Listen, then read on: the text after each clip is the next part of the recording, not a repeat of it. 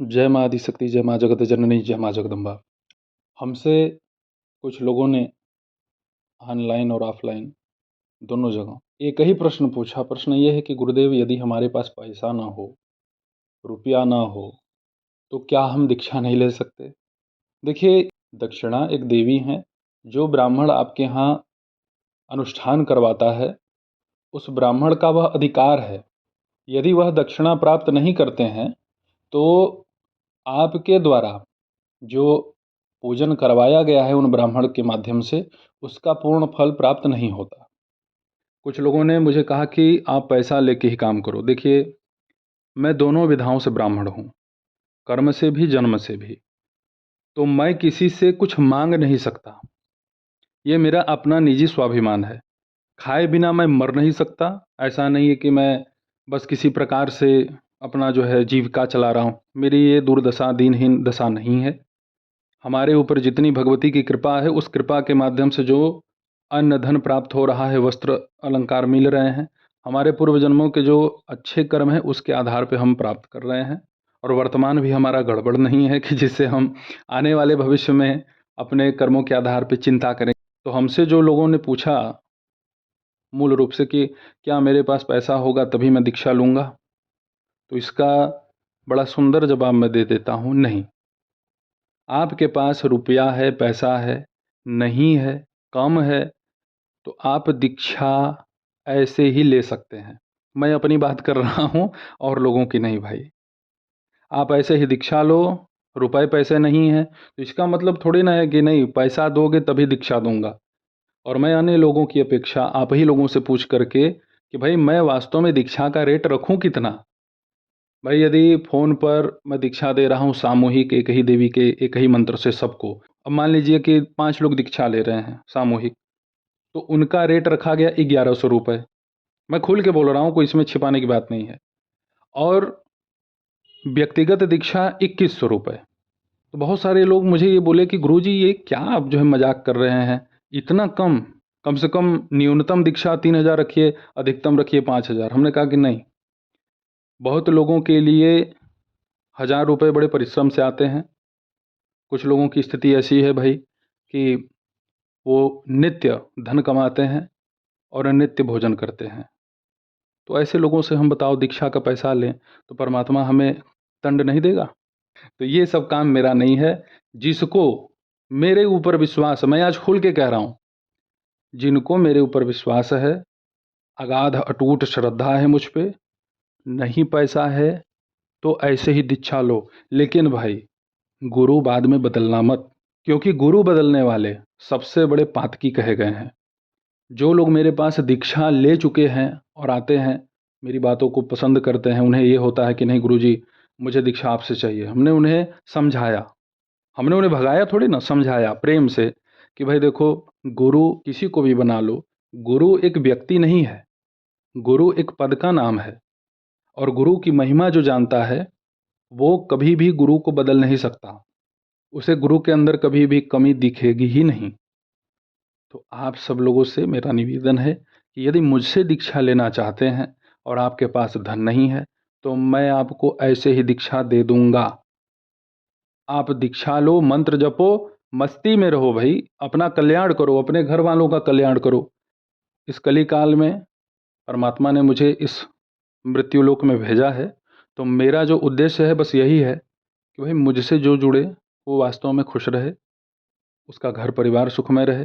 पैसे माता चाहेगी दिलाएगी, नहीं इच्छा है नहीं दिलाएगी। भगवती की कृपा से मैं चल रहा हूँ, वो चला रही हैं। जो मुझे उचित बोलना है वो मैं बोल रहा हूँ। मुझे सबके हित के लिए, लाभ के लिए, कल्याण के लिए जो भी व्यवस्था प्रकट करनी है वो मैं कर रहा हूँ। किसी भी प्रकार से अपने आप को पहले तो छोटा, कमज़ोर, मलिन, नीच, अछूत ये सब न समझो। बड़े भाग्य मानुष तन पावा, तो फिर इस तन को ईश्वर का वरदान मानो और हर प्रकार के नीच मलिन कर्म को त्यागो। लोगों में यहाँ केवल मानसिक वैचारिक समस्या है। जात पात का असर जीते जी है भैया। श्मशान में एक तरफ चिता पे शरीर है वेद पाठी ब्राह्मण का, जो त्रिकाल संध्या किया करते थे, और उन्हीं के बगल में एक शरीर है उस व्यक्ति का जो शौचालय साफ किया करता था। क्या हुआ? वहाँ कोई कहेगा अरे भाई इसके शरीर को कहीं और ले जाके जलाओ, यहाँ पे वेद पाठी ब्राह्मण है, या यहाँ पे इंजीनियर साहब है, यहाँ पे डॉक्टर साहब हैं, यहाँ पे ये 24 घंटे एसी में रहते थे, उसको हटाओ भाई। वो सड़क पे सब्जी बेचता था, नीचे आदमी है, उसको हटाओ। चलता है वहाँ? नहीं चलेगा। क्यों?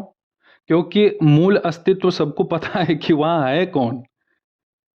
वहाँ कोई डॉक्टर साहब इंजीनियर साहब नहीं चलता, वहाँ पे बस क्या चलता है? मुर्दा। नाम खत्म, काम खत्म, और क्या नाम मिला? मुर्दा। ले भाई जल। इसीलिए कहा जाता है कि ये सब वैचारिक मतभेद है, इसमें न फंसे। भगवती की आराधना के लिए किसी जात पात का निर्धारण नहीं किया गया है। संपूर्ण मानव मंडल, वो किसी भी धर्म का हो, वह भगवती की आराधना कर सकता है। इसमें कोई रोक टोक नहीं है। जो रोकता है टोकता है, समझ लेना कि बहुत अत्यधिक पढ़ा है, किताब पढ़ा है, अपने अंतः में झांका नहीं कभी। बस समाज में ये मुद्दा वो मुद्दा, ये बवाल वो बवाल, इसी में फंसा हुआ है। क्या भगवती को प्राप्त करेगा? भगवती को प्राप्त करने वाले कभी भी यह सब ओछे और नीच हरकतों में फंसते नहीं। तो आज आप सभी लोगों को मैं अपने माध्यम से यह सूचित कर दिया कि जब भी आपको ऐसा प्रतीत हो कि मुझे दीक्षा प्राप्त करनी है और मुझसे करनी है, पहले मुझे भी आप जांचिए, मुझे भी टटोलिए, मेरे विषय में भी थोड़ा और गंभीरता से जानकारी प्राप्त करिए। निंदक किसके नहीं हैं? मुझे ही इसी चैनल पर बहुत सारे लोग कमेंट करके कहे कि आपके द्वारा जो मंत्र प्रयोग दिया जा रहा है ये सबके लिए ठीक नहीं है। मतलब मुझे ही बता रहे हैं कि किसके लिए क्या अनुचित है उचित है। यदि मैं चिकित्सक हूँ, मैं किसी के रोग का उपचार दे रहा हूँ, दवा दे रहा हूँ, तो मुझे ही बता रहा है वह रोगी कि बुखार की दवा ना दीजिए डॉक्टर साहब, गैस की दवा दीजिए। बताइए, यही है अल्प विद्या भयंकरों का समूह। जानते कुछ नहीं है, सुन रखे इतना है कि खाली उनको उपाय चाहिए, मेथड चाहिए, टेक्निक चाहिए, उस व्यवस्था का पूरा ज्ञान चाहिए, और करेंगे कुछ नहीं।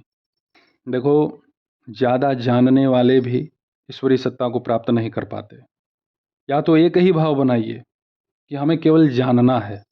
मैं अपने आप को लोगों से अलग क्यों रखता हूँ? मैं शिवालय में जाता हूँ तो शिवालय में जाने की मेरी जो प्रक्रिया है वो उल्टी होती है। परिक्रमा उल्टा लगाता हूँ, आरती उल्टी करता हूँ, बेलपत्र उल्टा चढ़ाता हूँ, जल के धार को उल्टा चढ़ाता हूँ। कभी शिव कुपित हुए? हम लोगों का गाइडेंस भगवती की कृपा और गुरु की कृपा से होता है। हम सब लोग अपनी मर्यादा के अनुसार वही क्रिया समाज में प्रस्तुत करते हैं जिससे किसी का हानि ना हो। अनेकों अवस्थाएं हैं शिव पूजा की।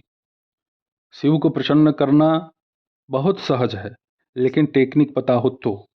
अब जो बताएं उसमें भी लोग कहेंगे ऐसे क्यों, ये कब, कहाँ, मैं तो घर में ही कर लूँगा, ऐसे कर लूँगा, वैसे कर लूँगा। तो भाई ऐसे में मैं कुछ कर नहीं सकता। मैं तो आप सभी लोगों को जो दे रहा हूँ, आप सभी लोगों के हितार्थ दे रहा हूँ, कल्याणार्थ दे रहा हूँ। जो लोग दीक्षा देने के लिए बड़े धन का डिमांड करते हैं, रुपया पैसा ज़्यादा मांगते हैं, बार बार मांगते हैं, तो उनसे आपकी अंतरात्मा खुद ही खिन्न हो जाएगी। मैं कुछ कह ही नहीं सकता। समाज में बहुत सारे ऐसे लोग पड़े हैं जो दूसरों का टांग खींचते हैं। अच्छा करो तो बुरा लगता है उनको, बुरा करो तो मज़ा आता है। तो जिन लोगों को दीक्षा प्राप्त करने में किसी भी प्रकार की कठिनाई हो, जो ये सोचते हैं कि बिना पैसे के दीक्षा नहीं मिल सकता है क्या, बिल्कुल मिल सकता है। लेकिन जैसे आप साधना करें, गुरु से गाइडेंस लेते हैं, तो गुरु को बिना कुछ कहे, वो आपका प्रेम है, स्नेह है, अधिकार है, आपकी इच्छा हो तो गुरु को वस्त्र, अन्न, धन, जो भी आपकी इच्छा हो, जैसी आपकी सामर्थ्यता हो, उस सामर्थ्यता के अनुसार गुरु सेवा करनी चाहिए। आप लोगों के मन में उत्पन्न होने वाली जो ये विचारधारा थी उसको हमने दूर किया। आप यदि उस लायक हैं, हमारे तरफ से पूर्णतया आप लोगों को स्वतंत्र भाव से दीक्षा दी जाएगी। ऐसे ही आप सभी लोगों की सेवा में उपस्थित होता रहूँगा। तब तक आप सभी अपना ध्यान रखें, सुखी रहें, स्वस्थ रहें। जय माता दी। हर हर महादेव।